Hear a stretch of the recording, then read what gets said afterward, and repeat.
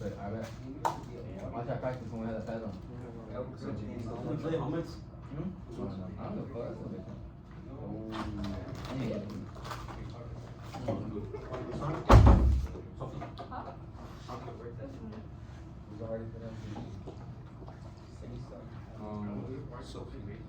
So are they still on?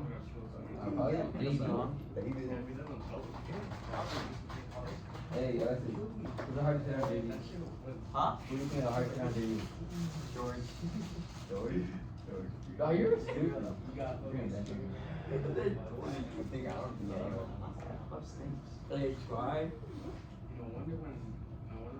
They try it, so. Yeah.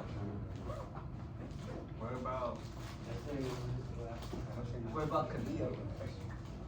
No, actually, we didn't have it. Probably that one linebacker. He said that was good.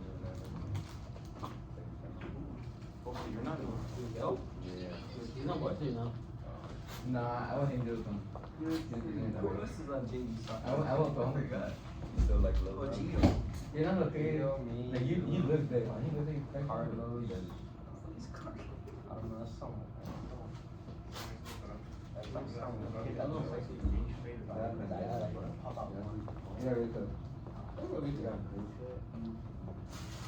I don't know, there's a lot of like,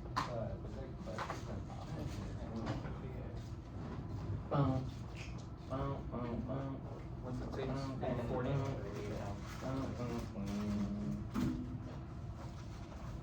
Next one. Huh? The end of the Spots. yeah, the other could run have median and like love me. Actually, no.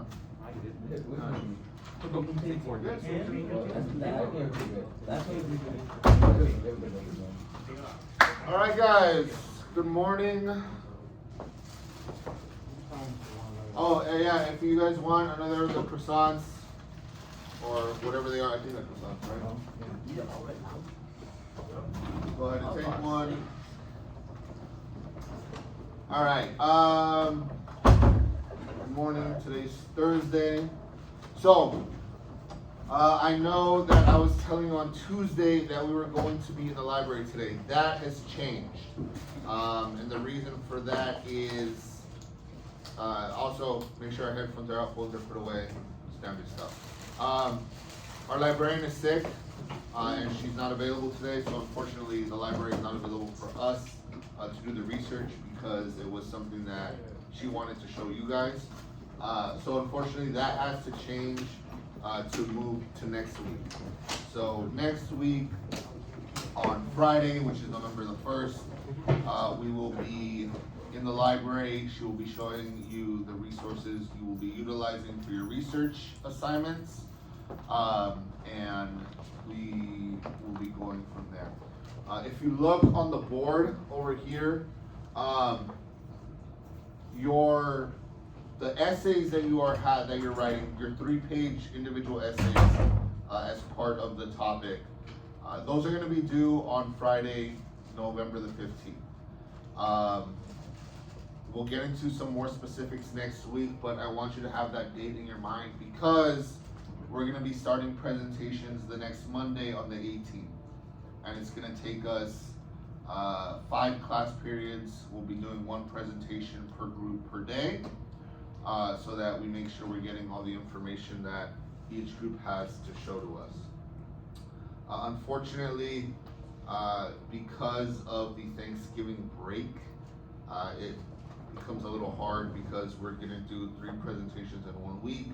We have a week off, and then we gotta come back and do the other 2 presentations the following week. So it's really gonna take us a total of 3 weeks to get through all this, which I'm not happy with, especially since we can't access the library until next week, so that cuts off a little extra time as well.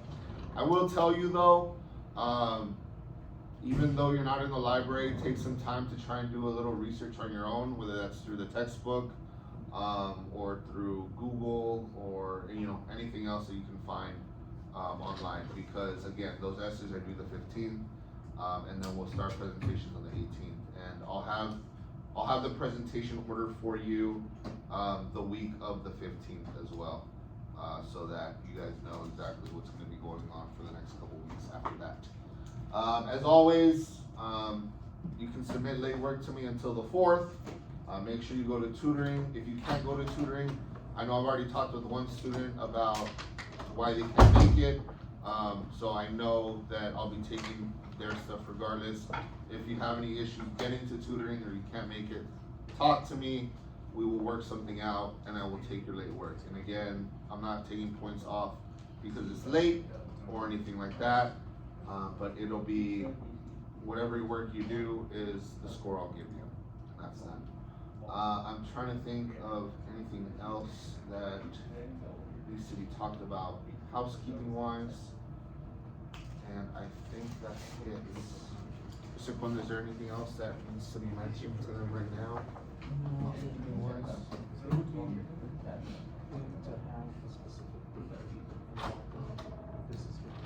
Gotcha. Oh, for the. Because that's what she wants. Gotcha.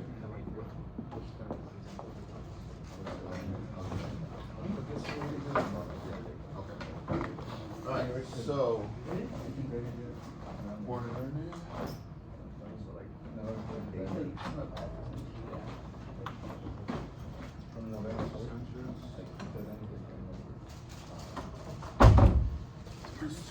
Alright guys, we're gonna be doing some class notes. So take out a piece of paper.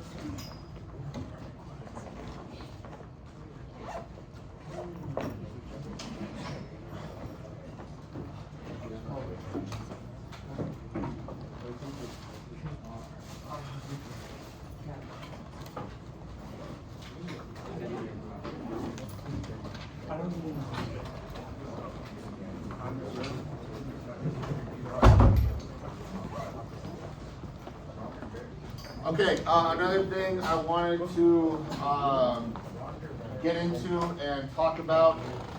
So I know that we took a little bit of time to do the voting stuff. It took us a little bit out of our routine, out of our groove, and that's just kind of the way that it went. The librarian really wanted us to get into this voting stuff, and unfortunately she didn't even see any of it, but good morning, but you guys did a good job. Again, want to re-emphasize that. But we're now getting back into actual history stuff. So this is going to be part of a semi-review on stuff you guys should have read. Again, I know we didn't go over it in class, the last section of chapter 4. So this is a bit of an overarching overview of it. On Monday, when we come in, we'll be doing a review on chapter 4, and then Wednesday I'm having you guys take a test on chapter 4. So make sure you get your stuff reinforced. There's a couple assignments that I assigned for chapter 4 section 3 and chapter 4 section 4 that I know most of you haven't worked on or at least turned in. So let's make sure we get those in so that I know where we're at heading into this exam. But again, we'll work on this today. On Monday, we'll do a review session. Gonna have a little something for that. And then I'm looking to give you guys an exam on Wednesday. So make sure we have that kind of in the back of our heads as we go through the rest of the week, okay? Are there any questions on any of that or any of the assignments that I have posted up on Schoology that you guys need to turn in? Okay, cool. I also like to tell you guys, I try to do grading at least 2 to 3 times a week. So if you submit something and you don't see a grade in like the day of or the next day, trust me, I'll get to it, but I'm not grading every single day.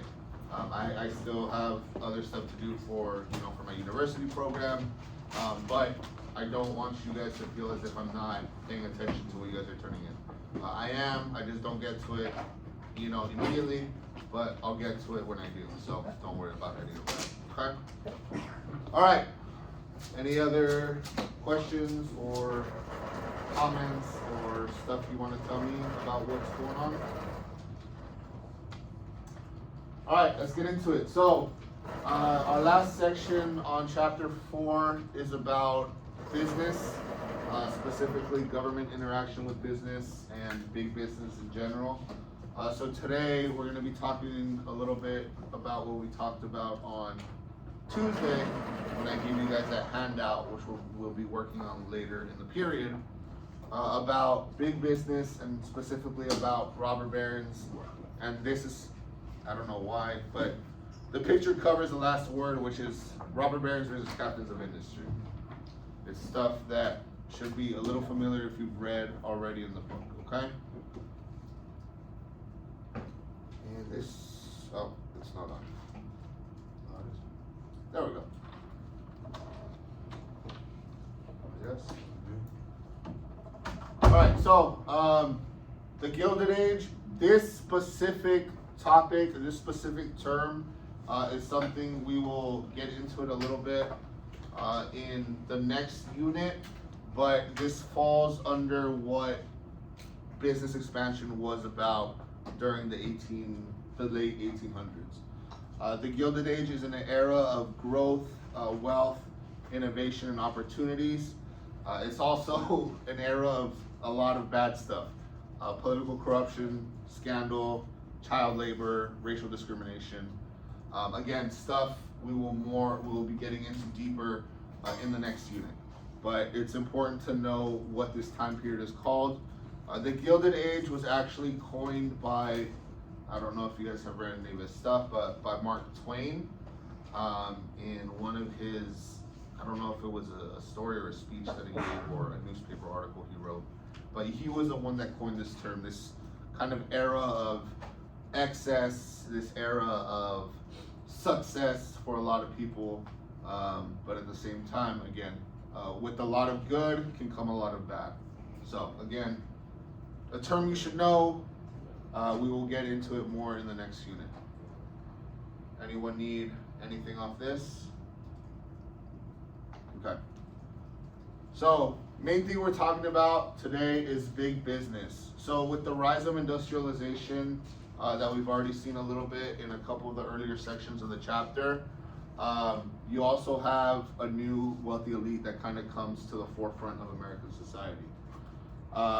America is now a fully capitalist economic system, which is helped along by the growth of industrialism, by the expansion of industry, by the growth or by the increase in urbanization, as, you know, again, like we talked about, former farmers came to the city to find new work, new opportunities, then create the labor force that helps factories run, which helps these the monopoly man, we'll talk a little bit about monopolies, helps put new people at the top of the economic and social class. Who's supposed to breakfast? If there's any. Oh man. There you go. All right.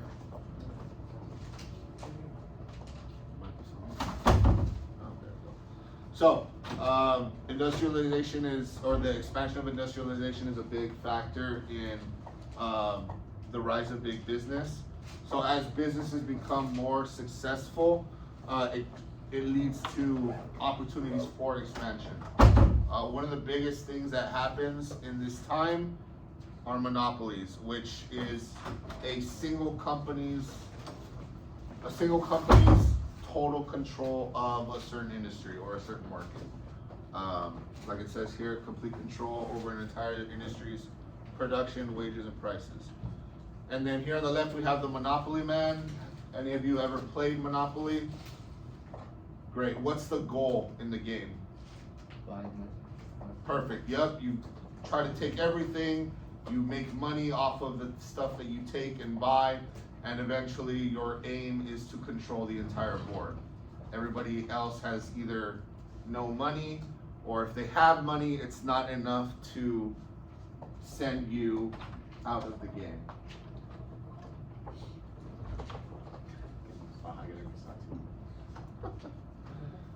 All right. A question to think about a little bit as we move through the unit. And then as we talk about it a little bit more, why would people fear monopolies, and why might they be considered bad?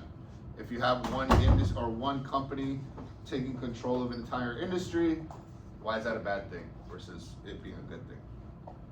Anybody have any questions on any of this or need some time to take down any of what's written. Again, big key point here. Expansion and industrialization creates a new crop of elite people, elite business owners. And then businesses become successful and they expand, which can lead to the creation of monopolies.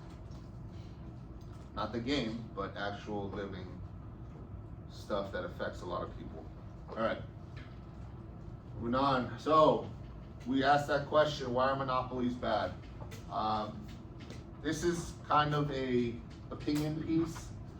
And so this is why we have two sides to the question.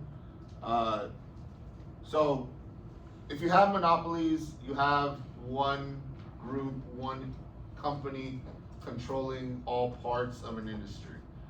Let's say we have on campus, right? You guys have students who like to sell chips and drinks and stuff, you know, on their own to make a little money for themselves, right? Well, what if there was only one person that did that in the whole school, right? There's no competition. This person, because they know that they're the only source of these goods, can set prices. Oh yeah, there you go. Jesus was giving me the arm up. Can set prices really high if they choose to, and they control everything, the whole industry. However, you would want some competition. You want other people selling chips, selling drinks, selling, I don't know, chicharrones. That's what they sold at my school sometimes. Those were the prime ones. We wanted to get in on the chicharron early. You want competition so that prices are driven down for the people that are interested in buying your stuff. If you have 10 people that are selling chips and drinks and stuff, they're all trying to make money. They want people to come to them, therefore prices will go down as a general rule. However, if you have too many laws, tariffs, regulations, these things can impede business and have them not work as efficiently. We'll get into some government stuff later. It's up to government to ensure that monopolies don't exist so that there's more competition, so that things are fair, so that prices are lower for consumers. At the same time though, you don't want excess regulation, because when you interfere too much with the economy, well, number one, it's not a capitalist system anymore. It's more of a command economy, which you'll learn more about next year. But it also, overregulation leads to inefficiencies in business. That's kind of how it works. Any questions on any of this? And again, you have Mr. Monopoly over here in his prestigious white mustache. I've always loved that mustache. I can't grow a mustache like that, unfortunately, but it is what it is. Good, guys? Alright. Cool. Actually, this is part of what, yeah. So, big business. Businesses get big in various ways. The two main ways here, as you'll see, are either mergers or trusts. Mergers are when a business buys out and absorbs another business. What I mean by that is, let's say you have two telephone companies. We'll call one telephone A and the other telephone B.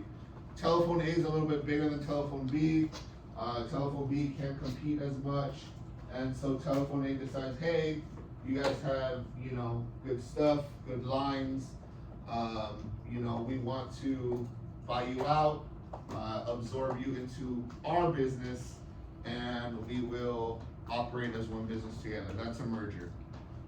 A trust is when companies turn stock over to a group of trustees, and then the company splits the profit that's made by the trust. So you have two companies that conceivably want to work together to make more profits. So they turn over their stock to people that, again, ostensibly they trust, to make financial decisions for them and sell the stock and run the company. and then each company then takes the profits that the trustees really generate. So, mergers and trusts, two big business, or two ways that big business turns into big business. Consolidation of production, of the factors of production to make much more profit. There are two ways that these kind of things come together. One is considered vertical integration or vertical consolidation. That means that you buy out suppliers, shipping, distribution. You control all aspects of your business. So let's say, because we'll be looking at it later, let's say you run a metal company or a metalworking company. That means that you have all the factories, you have the suppliers of you supply the raw material, which is the metal. You buy control of the transportation sources, in this case railroads. You control all of that under one roof, basically. That is vertical integration. Horizontal integration is you consolidate companies that produce similar products.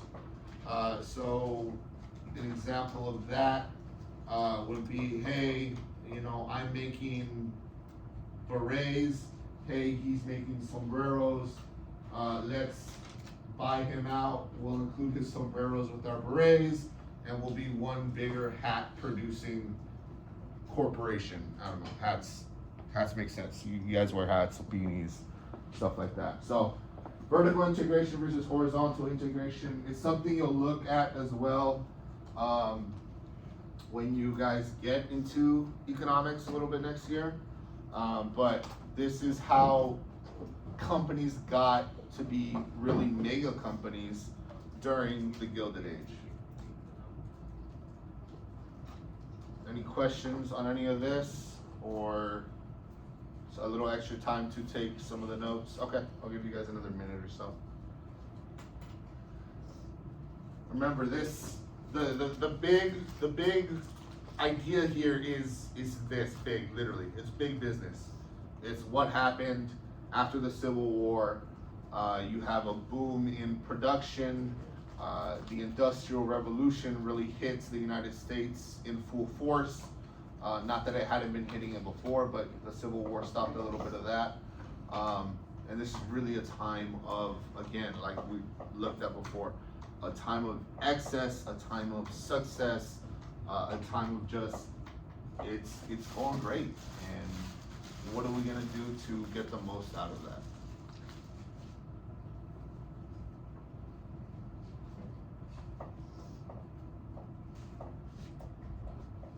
Okay. Moving on. And again, some of a couple of these things, these vocabulary words, you can definitely find in your book, in chapter 4. This is an example of kind of how horizontal integration works. So horizontal moves this way. You buy more and more. If you're doing horizontal integration, you're buying more and more of one unit of production. If you're doing vertical integration up and down, you're buying a piece of every single part of the production line. Horizontal means you're buying more of one thing. Vertical is I'm buying everything so that it all stays under my control. Are there any questions or anything? I know when they put it on kind of one thing together, it can get a little confusing, but it's a logical kind of explanation, visual explanation of how vertical integration versus horizontal integration works. Again, vertical, you buy a little bit of everything, you put everything under one roof. Horizontal, hey, I have some oil wells, let me buy more oil wells and bring it all together. Okay. Is there a diagram of this in your book? There should be. I don't quite remember, which is why I like to use this one. All right. Just a little stop. How do you guys feel about everything so far? This wasn't my slide. I found this from somewhere and stuck it in. a little confusing, maybe. I get it. For me, when I first learned this, I was like right here at a 3. But okay, so now we're getting into the main thing that I wanted to talk about today, and what we started talking about on Tuesday. Because you have this era of big business, of great wealth, of much more resources, capital being opened up, you have men, really men, not women, men who take advantage of this, men who see, I guess, the light, and who are smart enough, or at least cunning enough, to make a fortune out of what's going on during this time. I'm really going to talk about 4 of these people, and that's the top 4. Morgan, Vanderbilt, Carnegie, and Rockefeller, because those are the people specifically referenced in those documents that I gave you on Tuesday. But there's also 2 others who are mentioned in the book, and that's Jay Gould and Henry Ford. How familiar are we with the names, at least kind of off the bat? Somewhat familiar. Obviously, Ford Industries, Ford Motors, didn't create the first car, but created the first mass-produced car. We'll get into that a little bit more. Gould, it says railroad industry. He was really a speculator, which means you take risks on the prices in stocks or commodities. You play the stock market hoping that the way that you play it will help you make a ton of profit. And there's one thing that happened with Gould that kind of really got government involved into big business. And then obviously the other 4, these are the big 4: Morgan, Vanderbilt, Carnegie, and Rockefeller. Rockefeller was an oil monopolist, Carnegie a steel monopolist. Vanderbilt was a huge shipping magnate. Everything kind of went through, at some point, through something that he controlled. And then you had Morgan, who really financed all these guys. He was the money man, he was the banker. Obviously, J.P. Morgan Chase, the banking system. Morgan started that. And you have, I think, Morgan Stanley as well, another kind of financial venture started by J.P. Morgan. All right, so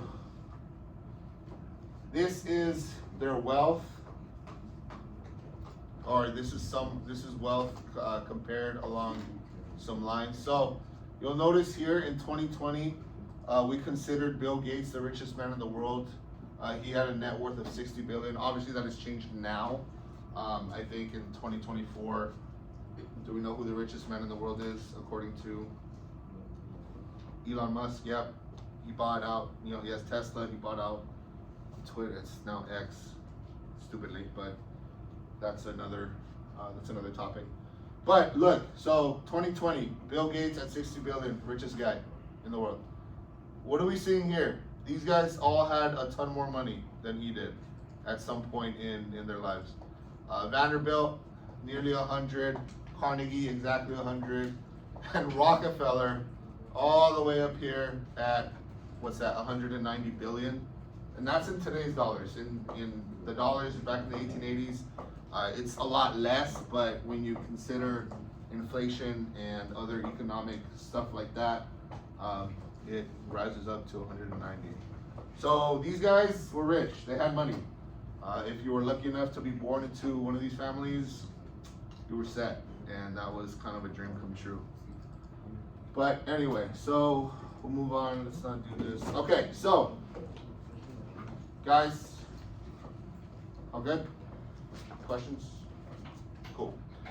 So when we talk about these guys, we're looking at whether they were robber barons or captains of industry. It's a big kind of overarching question that a lot of people in this time ask, and that a lot of historians still to this day ask and research and come forth with their findings. Robber barons, when we talk about robber barons, we're looking at people who exploited their workers, who were corrupt and corrupted the government. They bought out officials, they made bribes, they influenced politics in a way that was favorable to them. and you had that they were greedy. So look, the fat man in his top hat and his cane and the breeches of the little cigar. Actually, that's a big cigar, but this is how people saw robber barons. They weren't great. They were fat off of their own wealth, off of their own greed. Others were considered captains of industry based on what they did. They created jobs, they increased production, they provided cheap products. And this is the big one, right? It's that they gave money back to the community. So here's the thing. These guys were all rich. They were all financiers. They were all industrial leaders. They were all wealthier than sin. But some were looked on favorably, much more favorably, because they took the money that they made and they invested it back into the community. Granted, and again, this is a matter of opinion, did they take that money and give it back because they were truly philanthropic? Were they truly looking to invest in the community? Or were they looking to get people off their back and be like, hey, like, yeah, I'm rich and I made 300 million, you know, this month, but hey, I gave away 200 million of it. And so I'm only left with 100 million. Like, what do you want me to do? So again, matter of opinion, it's stuff that you see, it's newspaper articles that were written. There was always a difference in opinion. Are there any questions on the difference in meaning between a robber baron or captain? Okay. So, okay, that's stuff we'll talk about a little bit more in the next unit. Yeah, social Darwin, yeah. I forgot to take that slide out. Okay, so we'll get into a couple of these guys. First up is Mr. Rockefeller, John Rockefeller. He has his name on the Rockefeller Center in New York. That's where they put up the big Christmas tree every Christmas season. If you've never seen it, go and see it. It's pretty impressive. The tree changes every year, obviously, but they still find the biggest one around that they can find. But it looks really nice. He was an oil magnate. He founded what is called Rockefeller Oil, which eventually became the biggest oil producer, supplier in the United States, I think in the world even. How he acquired his wealth is he invested in oil refineries and he bought out his partners. So he initially invested into oil producing factories, not factories, they were refineries. And then the people that he partnered with, he eventually used his wealth. Morning, Eric. We're taking class notes, okay? He eventually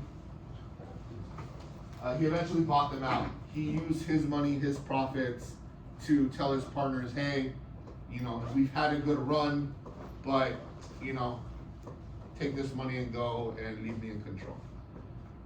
He also bought out rivals. The way that he did this is that he started producing so much oil, his refineries produced so much oil, that he could literally bottom out the prices, and therefore his competitors couldn't compete at these low prices. They couldn't stay in business. When these companies started failing, he swoops in, he tells them, hey, I know you're not doing great, here's a ton of money, get out of the business, take your money, and let me have control of whatever it was, your refineries, your factories of production, your workers. I will take control of all of it. He exploited every single part of production. He did horizontal integration, which eventually created a monopoly over the oil industry. If you remember, horizontal integration is you end up buying more and more and more of the same product, which is what he did with buying out rival companies. And this is how he created his monopoly.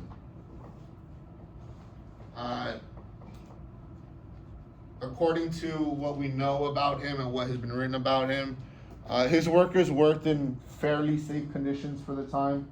Keep in mind that this time period is not the best for workers and workers' rights.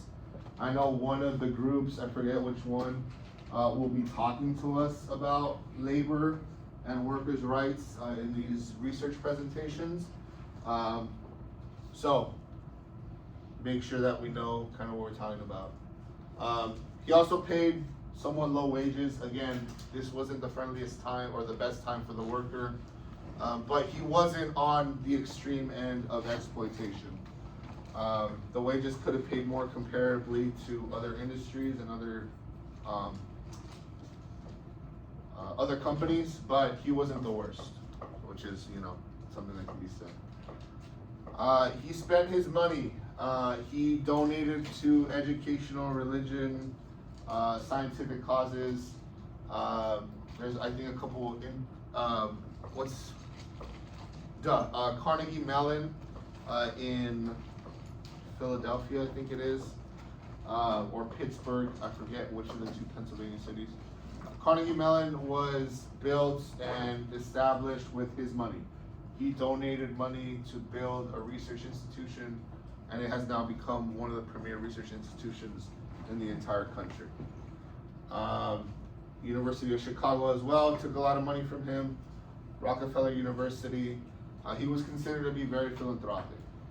But again, this is a matter of you think about it and you come to a conclusion.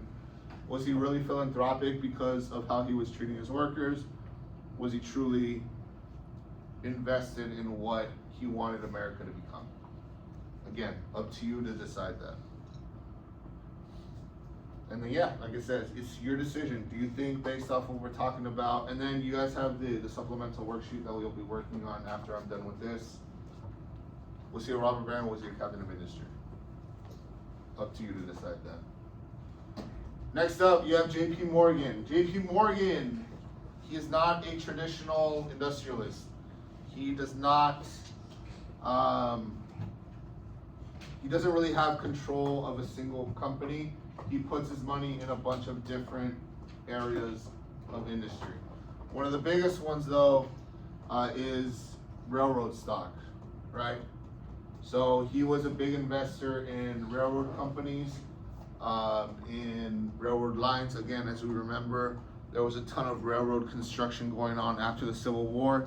Mr. Morgan finances a lot of that, gives a lot of his money so that he can make money off railroad operations. He also had investments in other areas, overseas companies, overseas factories, you know, like we have been talking about. The Industrial Revolution was worldwide. He put a lot of money into areas that were starting to emerge as industrial powerhouses, and so he made a lot of money out of there. He also invested in early electric companies. Remember, Thomas Edison didn't necessarily invent electricity, but utilized it. Faraday as well with the dynamo started utilizing electricity. Robert, make sure we're working. He invests in early companies like Edison, like General Electric. Companies that are still around to this day. In my area where I live, it's Edison, Southern California Edison, that maintains our power lines. I know here it's LADWP, but for us it's Edison, one of the earliest electric companies. However, in the industries that he invested, they treated their workers very poor. This is especially true in railroad construction.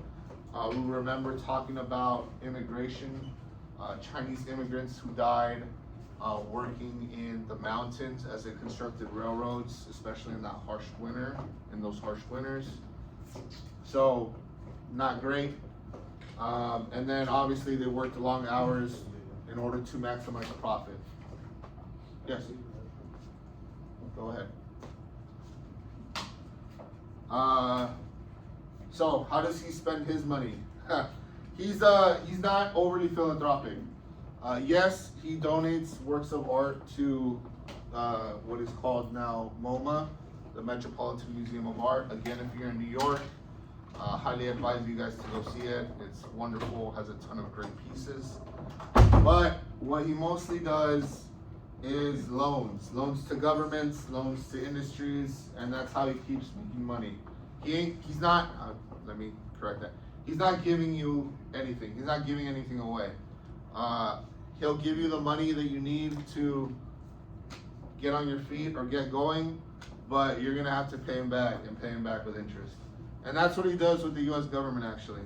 The government, the economy faced a downturn and they were on the verge of a crash. Morgan donates, or not done, does not donate, sorry, brain fart. He loans 60 million of his own money to the government in order to prevent that crash, because a crash wouldn't be good for him either. He'd lose a ton of money on a crash. But he says to the government, hey, take this, but you're giving me back that plus a ton more because I'm gonna charge you a ton of interest on it. That's how it works. That's how banking in general works. Banks will never give you anything just out of the kindness of your heart, unfortunately. That's how banks operate. That's how they stay in business. That's how they make money.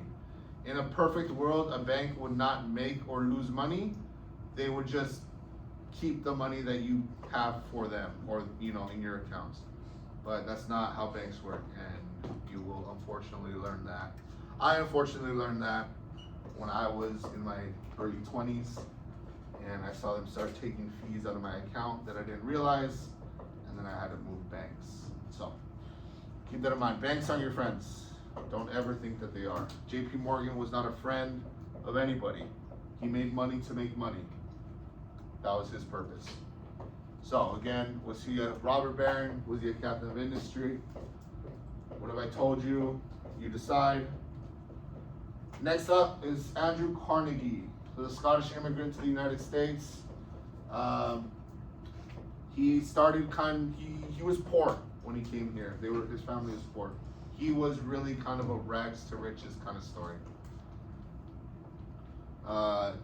He built steel factories in the U.S. They were some of the more efficient factories in the industry at this time, which helped him then buy out other inefficient steel factories, steel companies that just couldn't work as fast as his factories worked. He created a monopoly through vertical integration. So he owned every single part of the production process, from the raw material origination to transporting it, to the factory creation of it, to the transporting of the new material out. No, he's not. How does he treat his workers? Steel factories are notoriously dangerous. You have a bunch of heat because of the I forget the name of the process now. Bessemer? There it is. Yes, thank you, Mr. Adam. The Bessemer process, which, as we remember, helped to mass produce steel during this time. But you needed huge ovens, huge furnaces to run it. Factories are very hot, leads to illnesses for various workers. He also caused what's called the Homestead Strike. It's something that we'll talk about later when we talk about labor stuff. And again, my labor people and workers' rights people who are doing the research assignment, Homestead Strike is something you should maybe look at. Just a suggestion. But this strike kind of leads into the creation of labor unions. Again, something we'll talk about later, something that maybe our labor people can talk to us about. This man is philanthropic. Sorry, it wasn't Rockefeller, it was Carnegie Mellon, yeah. Donated the money to start Carnegie Mellon, built a ton of libraries. I think at one point, almost half to 75% of the libraries. Attention, you good? Keep our head up. Half of the libraries built in the United States were built due to money and donations by Andrew Carnegie. He also created the Carnegie Foundation. He he wanted education to thrive, and one of the ways that it would thrive would be with the training and betterment of teaching. And so that's what the Carnegie Foundation was about. Again, he was a steel magnate. His steel company was called U.S. Steel. Eventually created a monopoly over the industry. And then our last guy we're going to be talking about today is Cornelius Vanderbilt. The Vanderbilt family, the Vanderbilt name can be seen all over the United States. He was a big, important guy in his time that lent a ton of influence in a bunch of different places. He was a shipping guy. How did he begin? He actually started with passenger ferries, boats that would take passengers from one place to another. How he got his start. He started a company in New York, and he controlled pretty much all the traffic across the Hudson River. So I don't know if you guys are familiar with New York's layout, but you have two rivers running through the city, and so to get from certain place to certain place, sometimes you had to take a boat, especially because the bridges that now connect different parts of the city over the water either weren't built or weren't completed at this point. So you have those steamboat companies, those ferry companies that are in charge of, hey, I need to get to work in this part of New York. I'm over here, there's a river in between me. How do I get there? I'm not gonna swim. Okay, I'll take Mr. Vanderbilt's boat. Cool. He also introduced the first railroad line, passenger railroad line from New York to Chicago.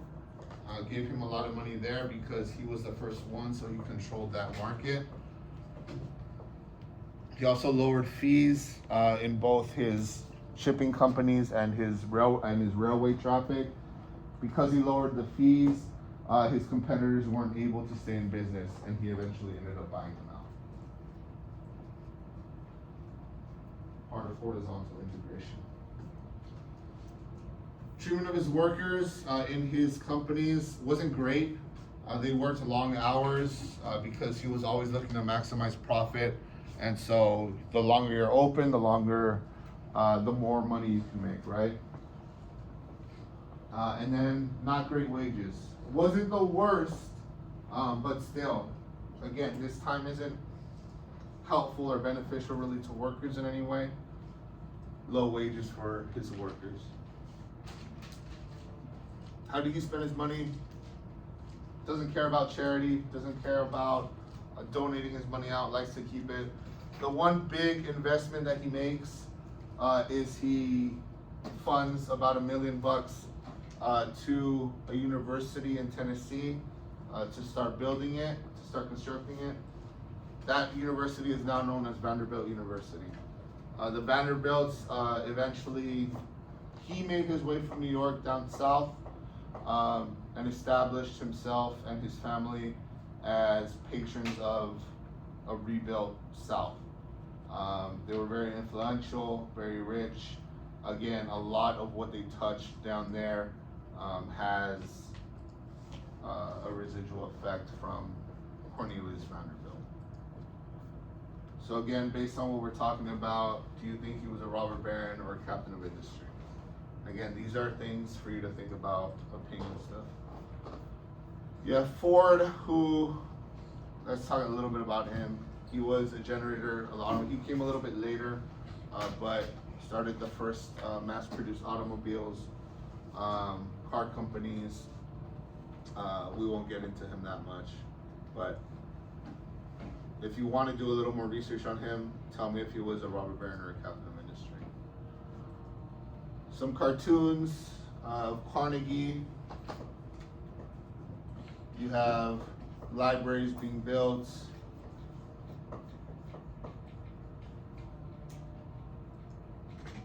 Cute. Okay, I like this one a lot. This is the fat cats who made a ton of money influencing or looking over a Senate meeting, presiding over a Senate meeting. Filled with money to give out as bribes, as influence. And then you have this one. This, you'll see some little captions here. This is a depiction of Rockefeller oil.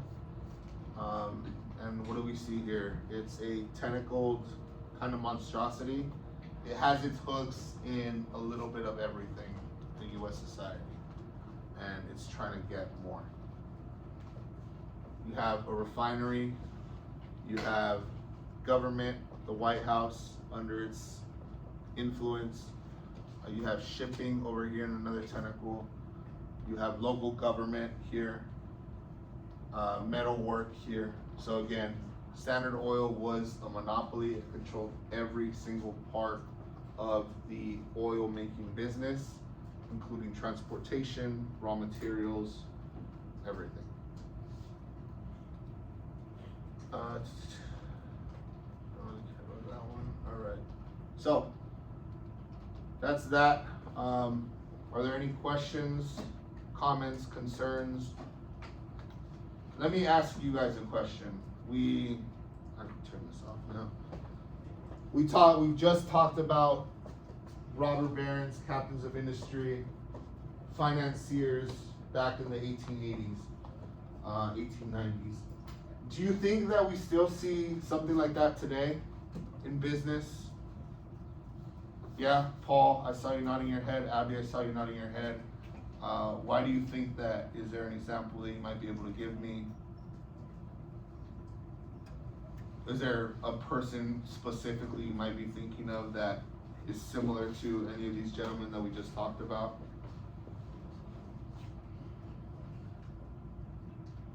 No. Okay. To an extent, I would agree. Because of governmental regulation, it makes it a lot harder for stuff like this to happen. It makes it a lot more difficult for companies to take control of every single part of production to create a monopoly. That doesn't mean that companies aren't still trying or that there aren't loopholes to companies creating, coming together to take control of a market, but it happens less than it did then. All right, so to continue on with what we were talking about today, what we talked a little bit about on Tuesday, and to finish off chapter 4, I gave you guys those robber baron sheets, not the documentaries, the biographies on the 4 industrialists, with the tables on the back to tell me about how they acquired their wealth, how they treated workers, and were they captains of industry or robber barons. Take those out. You can get into your groups if you like, and work on them with your groups. If you weren't here for whatever reason on Tuesday, I do have a few extras that I can give you. But remember, it's that packet that I gave you. Yeah, work on that. You have about half an hour. It'll take you the rest of the class to do.